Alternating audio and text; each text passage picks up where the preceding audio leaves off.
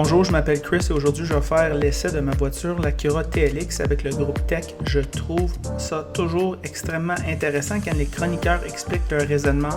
Alors voici. Au Canada, le TLX 4 cylindres tout équipé et traction avant et possède un système de direction à 4 roues.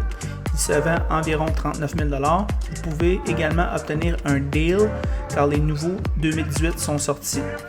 Le TLX remplace TL et TSX. Je possédais un TL 2013. En termes de qualité de construction générale, la TLX est meilleure que TSX, mais elle n'est pas tout à fait aussi solide que la TL.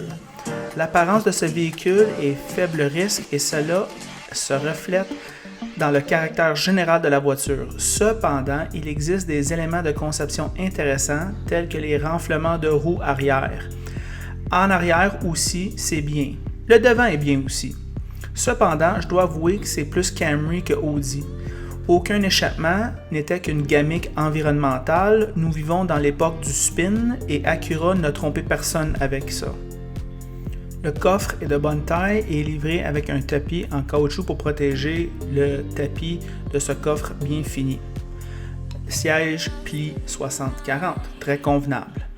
Les sièges arrière sont très spacieux et c'est facile d'envisager un long voyage. Leur confort est inégalé à ce prix.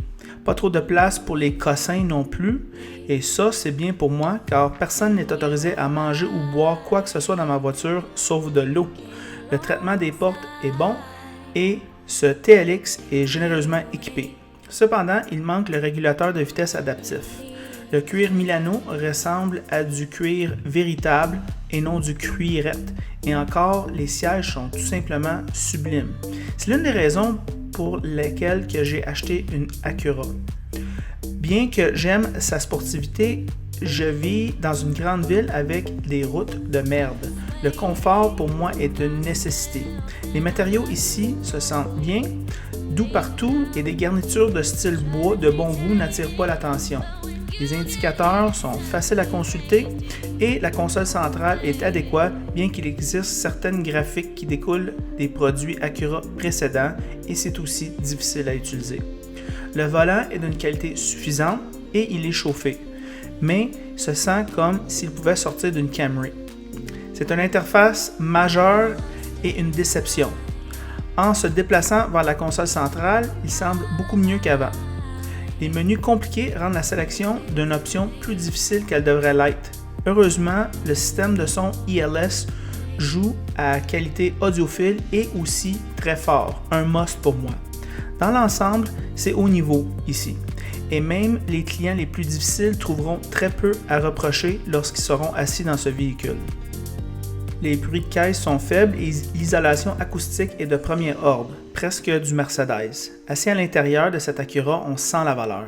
La maniabilité est neutre, mais impressionnante lorsque vous considérez ses pneus moyens et des roues de 17 pouces. Acura a conçu le châssis pour être équilibré de façon de conduire dur dans les coins avec des vitesses assez élevées.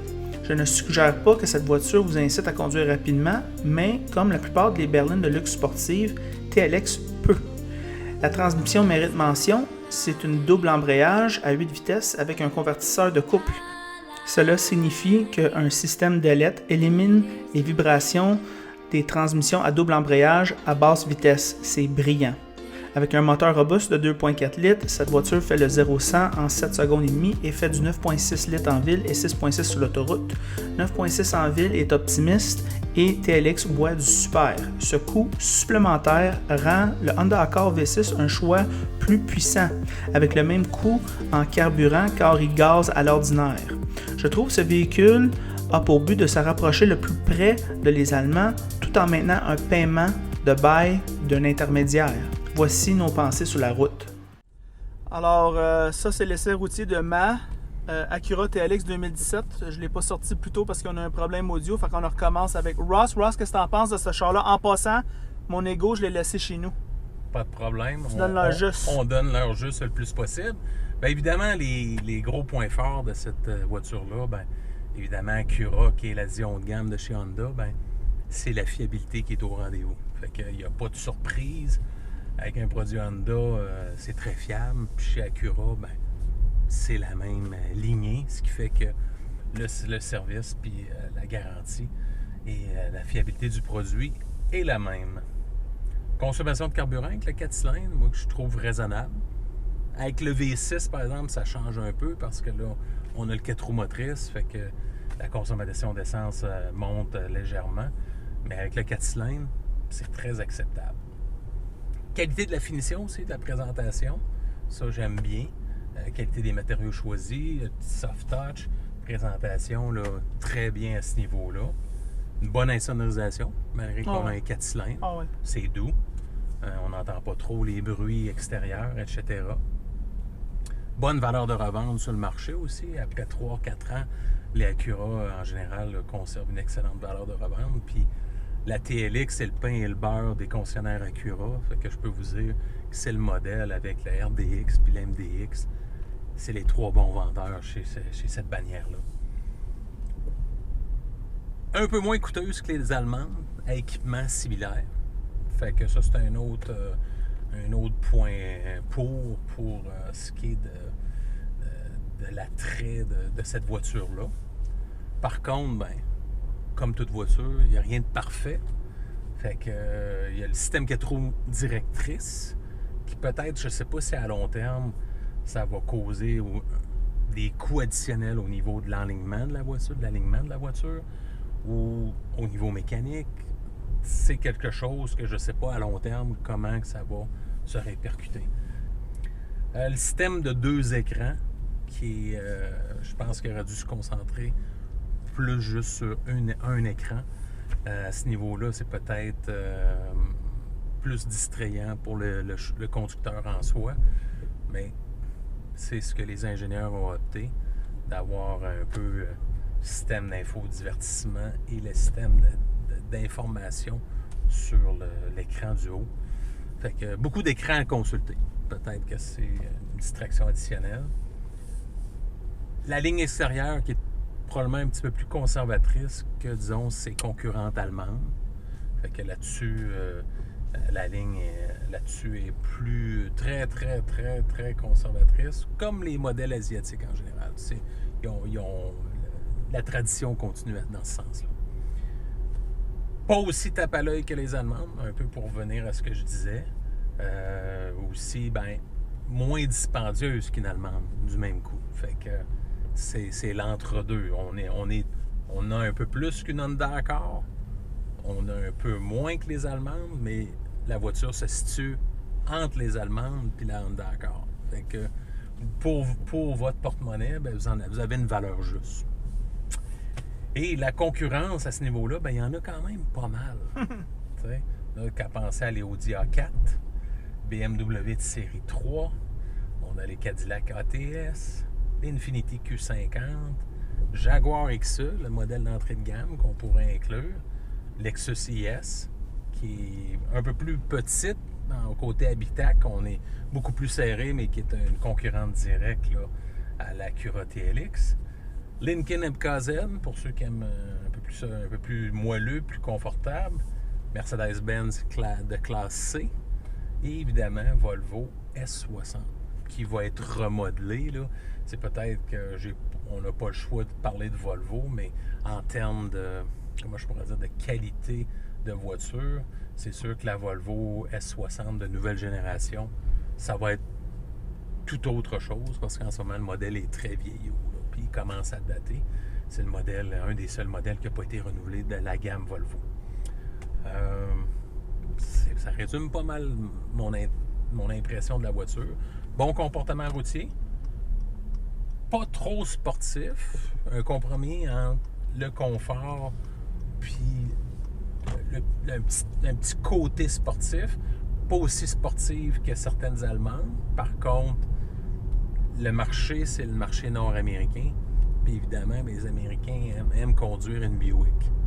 Fait que c'est ce qu'Acura essaye de viser comme voiture à prix abordable avec une bannière de luxe. Qu'est-ce que tu en penses, toi, Chris, au sujet de ta voiture après plusieurs mois d'essai? Oui. Ce que j'aime de la voiture, c'est une valeur. Oui. Puis au niveau de la location, avec le bas taux d'intérêt puis la haute valeur de revente, ça fait des petits paiements. parce qu'il n'y a pas tant d'argent sans amortir au cours du bail. La valeur résiduelle est élevée. C'est élevé, puis le prix de début est bas, puis les taux d'intérêt est bas, fait que, ça revient un petit paiement. Fait que ça, c'est intéressant.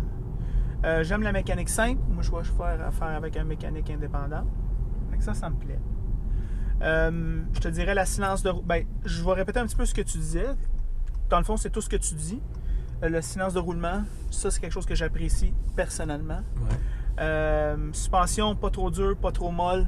Je reste en ville, je veux pas me briser le dos. Ouais. Moi, je te dirais, les bancs sont écœurants. Ouais. Ça, j'aime Très beaucoup ça. Un bon banc confortable.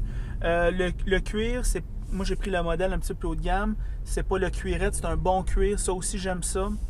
Je te dirais aussi au niveau de... Il y a un esprit de paix quand tu conduis un produit Acura que tu n'as pas peut-être quand tu conduis les autres, que j'aime beaucoup. Je pense jamais, là, si je vais-tu rester pris sur le bord de la route, y a-tu quelque chose qui va péter? Est-ce qu'il va falloir que j'aille le concessionnaire? Tu penses jamais à ça là-dedans? Ouais.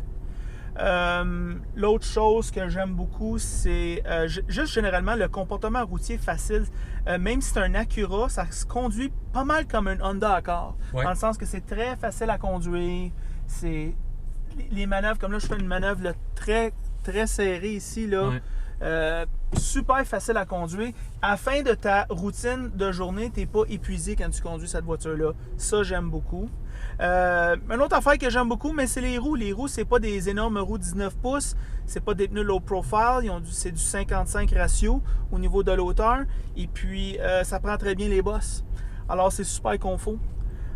Les affaires qui ne marchent pas, mais l'interface infodivertissement est super complexe pour absolument rien. Comme tu dis, les écrans à 2 étages, pourquoi pas juste en faire un bon? Mais une fois que tu as trouvé comment ça marche, tu viens éventuellement, tout ça, là, tu viens habitué, tu sais. J'essaie pas de la pardonner non plus, là. Je te dirais qu'au niveau de la direction, on se sent pas mal plus dans un Accord que dans une voiture haut de gamme, faut le dire. Et puis, c'est à peu près tout. Ça, c'est mes pensées sur... puis aussi, l'affaire que j'aime beaucoup, c'est l'économie d'essence. Ouais. Je vais donner un exemple sur l'autoroute, là. Ben, je revenais de Saint-Sauveur. Saint-Sauveur-la-Chine, porte à porte, 5,2 litres au 100 km. Il n'y avait pas beaucoup de vent, mais quand même. C'était du 105 sur l'autoroute cruise. Oui. Ça commence à être bon, ça. Très bonne économie de carburant. Pas nécessairement, pas parce que je suis un fan de l'environnement. Moi, je suis un fan de que ça coûte pas cher. OK? Puis c'est sûr que l'essence, c'est une des affaires les plus taxées qu'on a, fait que je veux en payer les moins possibles des taxes. Exact. C'est juste de même que ça fonctionne. Alors ça, c'est mes pensées sur la voiture, Ross. C'est bon? Acura TLX 2017.